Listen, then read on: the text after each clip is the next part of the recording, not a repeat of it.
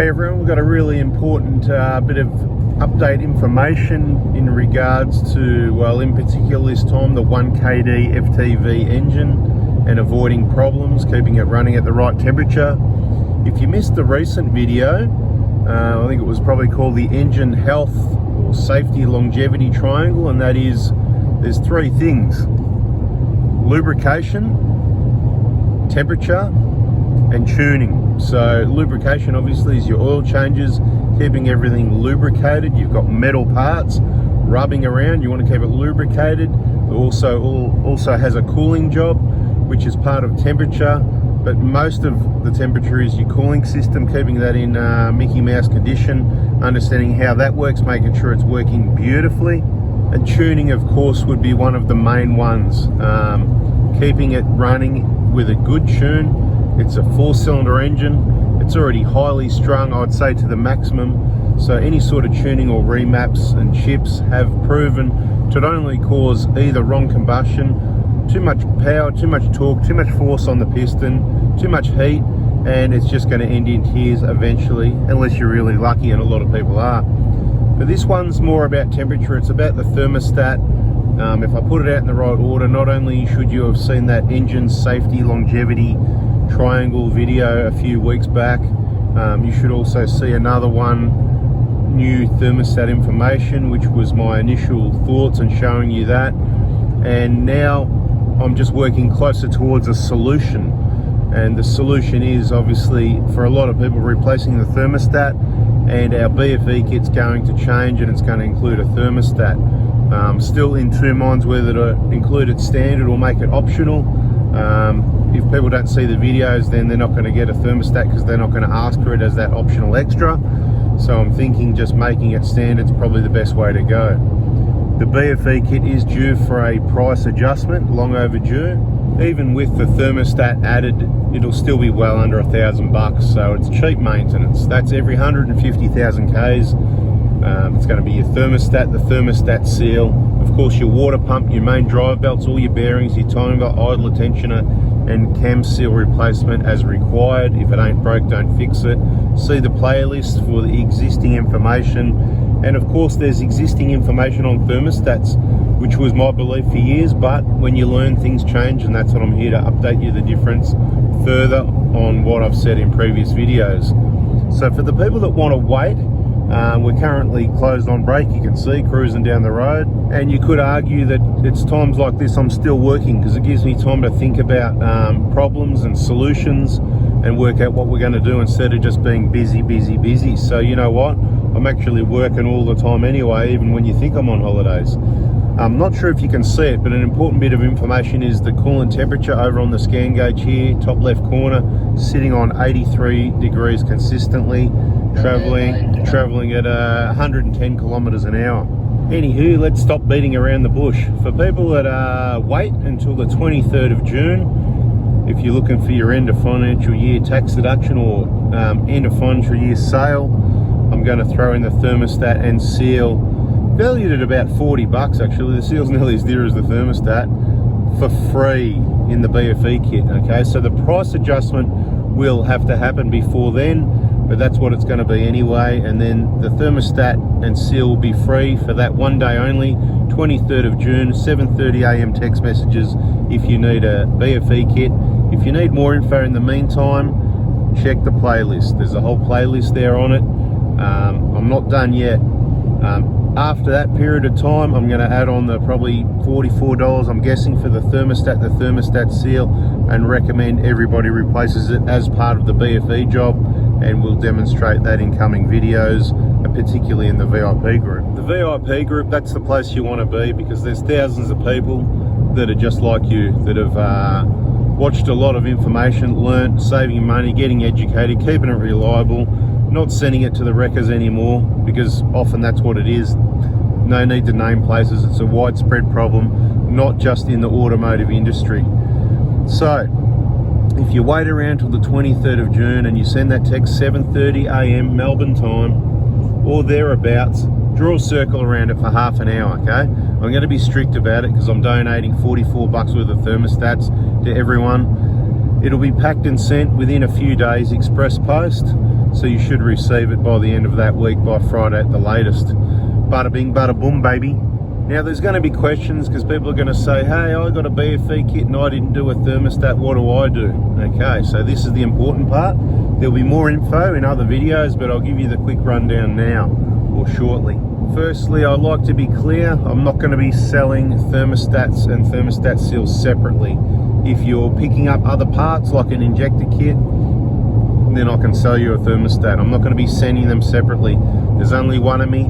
All this packaging stuff does create a lot of work. That's why I can't do the small things like your E-jar, gasket kits. I've done videos showing the part numbers for the people that want to do just that and neglect the fact that their injectors are probably due also. We provide the whole injector kit with everything you need, including all the E-jar, gasket kits, the map filter, all the related products, including the lend items, the VIP group, and many videos on how to do the job, avoid the many pitfalls, and all the side information for when things don't go to plan. You know, sometimes things go pear-shaped. But on this thermostat, I'm not necessarily expecting you to be able to achieve what I have, because I've got a vehicle that's in absolute peak operating condition, because that's how I roll, because I want it to last forever, because it's the last of the best. It doesn't have a bull bar and spotlights and winches and all sorts of things blocking the natural design airflow to keep it running cool. And therefore, with everything in peak condition, the results we see are, well, you probably can't see at this sort of distance. Traveling at highway speed all day, every day. Let me know in the comments if you can see this, but I think the refresh rate messes with the camera and of course the distance as well. But I'll tell you, coolant max today 85 degrees and coolant max is also 85 degrees. That means since this has been plugged in, any time in recent times, the coolant has never been over 85. Now, did you know the normal operating range for the 1KD FTV engine is 75 to 90 degrees? So I really like to keep it under 90 degrees. My vehicles don't go over 90 degrees. And the funny thing was, I noticed this one was going over 90 degrees quite easily. And this is where it helps if you own and use the vehicles yourself, because you get to learn things that you're not really going to always see in the workshop. You need to be using the vehicles. I didn't experience this on our 120 at all. I haven't experienced on our Hilux at all, although there could be some slight issues there.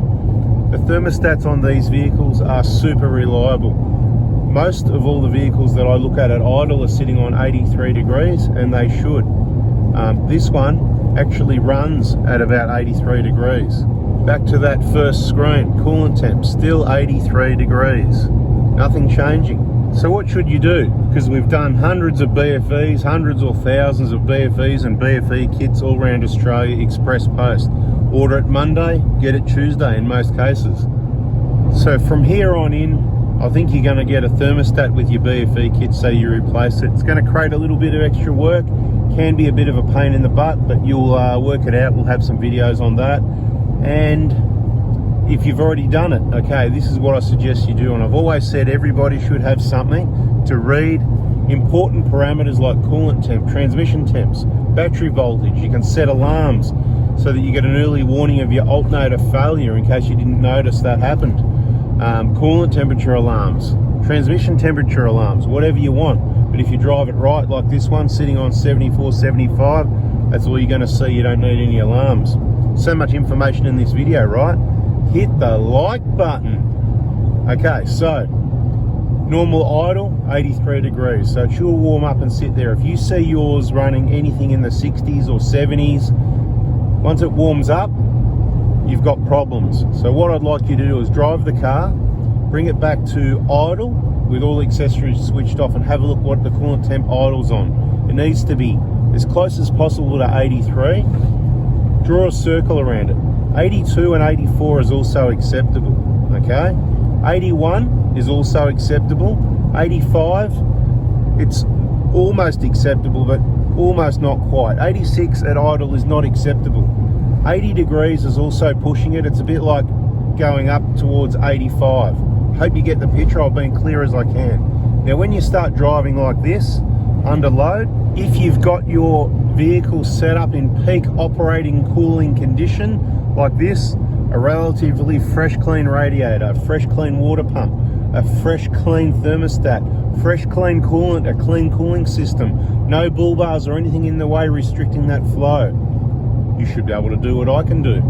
85 degrees, 83 right at the moment, but I'm going to say you should expect at running temperatures, at loaded temperatures, normal load, anything around 85, 86 is fine. 87 is acceptable, but I'm thinking 87 if everything's in peak condition.